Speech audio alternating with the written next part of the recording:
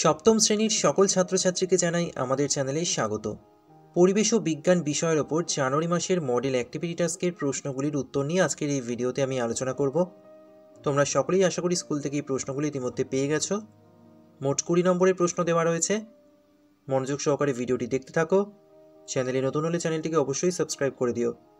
তাহলে চলো আজকের প্রশ্ন উত্তর আলোচনা আমরা শুরু করি। 1 নম্বরে বলা হয়েছে ঠিক উত্তর নির্বাচন করো। ফারেনহাইট স্কেলের ঊর্ধ্ব ও নিম্ন স্থিরাঙ্ক যথাক্রমে সঠিক উত্তর হবে অপশান গ 212 ডিগ্রি 32 ডিগ্রি। সেলসিয়াস ও ফারেনহাইট স্কেলে যথাক্রমে বরফের গলনাঙ্ককে ধরা হয়। সঠিক উত্তর হবে অপশান খ 0 ডিগ্রি 32 ডিগ্রি। এরপর রয়েছে তরল থেকে বাষ্পে পরিবর্তিত হওয়াকে বলা হয়। সঠিক উত্তর হবে অপশান খ ঘনীভবন। এরপর রয়েছে জলের বাষ্পীভবনের লিনতাপ 540 ক্যালোরি পার গ্রাম কথার অর্থ হল। সঠিক উত্তর হবে অপশান ক 1 গ্রাম জল সম উষ্ণতার 1 গ্রাম বাষ্পে পরিণত হতে হলে পরিবেশ থেকে 540 ক্যালোরি তাপ গ্রহণ করবে। 2 নম্বরে বলা হয়েছে ঠিক বাক্যের পাশে রাইট আর ভুল বাক্যের পাশে কাঁটা চিহ্ন দাও। তাপ কোনো বস্তু নয়, তাপ হলো শক্তি। এটা হবে ঠিক, তোমরা রাইট চিহ্ন দেবে। সব উষ্ণতায় সেলসিয়াস ও ফারেনহাইট স্কেলের উষ্ণতা পৃথক হবে। এটা হবে ভুল, তোমরা কাঁটা চিহ্ন দেবে। এসআই পদ্ধতিতে তাপের একক হলো ক্যালোরি। এটাও হবে ভুল, এক্ষেত্রেও তোমরা কাঁটা চিহ্ন দেবে।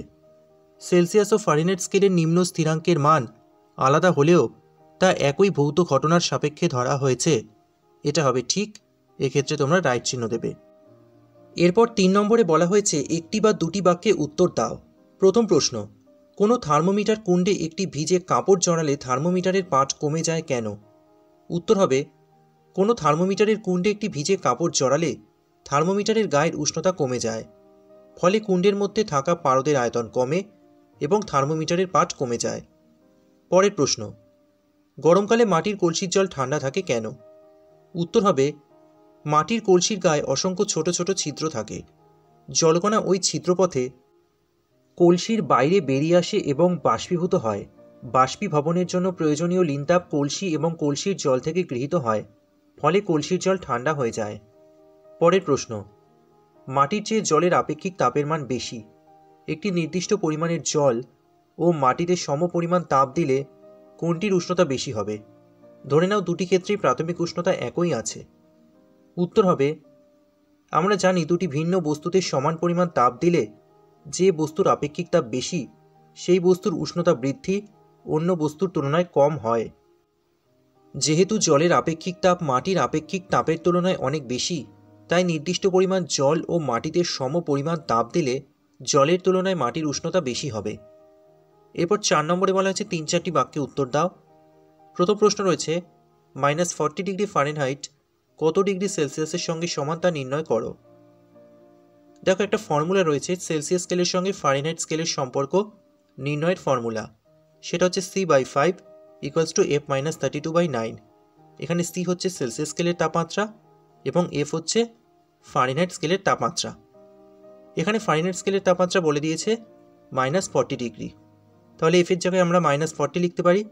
তাহলে যেটা দাঁড়াচ্ছে সেটা হলো C/5 = -40 -32/9। এখান থেকে আমরা পাচ্ছি C/5 = -72/9, কারণ -40 এবং -32 এই দুটো যোগ করলে আমরা -72 পাই। সেখান থেকে আমরা যদি ক্রস গুণ করে দিই, কোনাকুনি গুণ, তাহলে আমরা পাবো 9C = -72 × 5 বা C = -72 × 5/9, কারণ 9 বাদিকে C এর সাথে গুণ ছিল, তাই ডান দিকে গেলে ভাগ হয়ে যাবে। সেখান থেকে আমরা C পাচ্ছি -40, কারণ -72কে যদি আমরা 9 দিয়ে কাটি -8 হবে, তার সঙ্গে 5 গুণ করলে -40। তাহলে উত্তর হচ্ছে -40 ডিগ্রি ফারেনহাইট হবে -40 ডিগ্রি সেলসিয়াসের সঙ্গে সমান। পরের প্রশ্ন, উপযুক্ত উদাহরণ সহ ব্যাখ্যা করো নিচের কথাটি কেন সবসময় ঠিক নয়।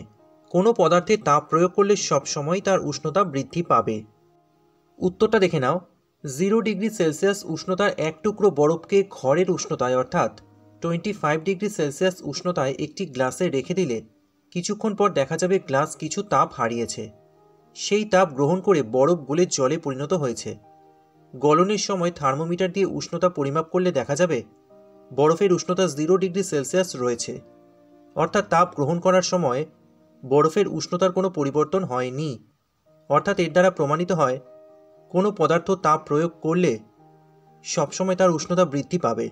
এই কথাটি সবসময় ঠিক নয়। তাহলে বিজ্ঞানের সমস্ত প্রশ্নের উত্তরগুলো এই ভিডিওতে তোমরা পেয়ে গেলে। ভিডিওটি ভালো লাগলে একটা লাইক করো, ভিডিওটি শেয়ার করো।